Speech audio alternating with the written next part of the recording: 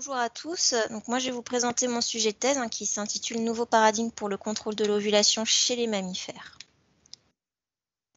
Donc la reproduction, c'est la seule fonction à permettre la perpétuation des espèces. À ce titre, elle a fait l'objet de nombreuses recherches, puis l'accumulation des recherches et des connaissances et des résultats a permis la découverte de méthodes permettant de la stimuler ou de l'inhiber en fonction des besoins.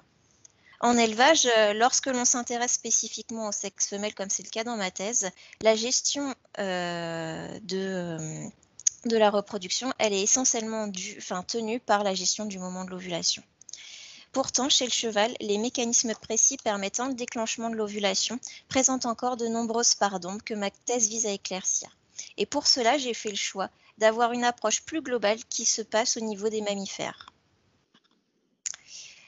Si on s'intéresse à l'échelle des mammifères, on peut séparer les espèces en deux catégories. Les espèces à ovulation spontanée, dont la jument fait partie, qui sont des espèces qui ovulent de façon rythmique au cours du temps, et les espèces à ovulation provoquée, qui sont des espèces qui vont ovuler uniquement après un accouplement.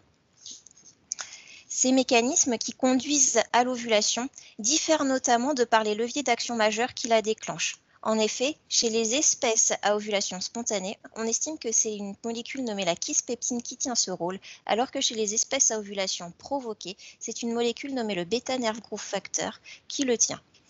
Pourtant, malgré la place du cheval dans ce système, la kispeptine semble avoir un rôle limité dans l'induction de l'ovulation. De plus, diverses études suggèrent que plusieurs espèces peuvent utiliser ces deux systèmes et le chat en est un parfait exemple. Ainsi, dans le cadre de ma thèse, nous avons posé l'hypothèse générale suivante. Les systèmes kispeptine et NGF coopèrent pour le contrôle de l'ovulation. Basé sur cette hypothèse, mon travail de thèse se sépare en trois axes. Le premier vise à répondre à la question « Est-ce que le système bêta-NGF est actif chez les espèces à ovulation spontanée ?» Et pour ça, nous avons fait le choix d'utiliser deux modèles, la souris et bien sûr la jument. Comme maintenant nous avons pu répondre à cette question par l'affirmative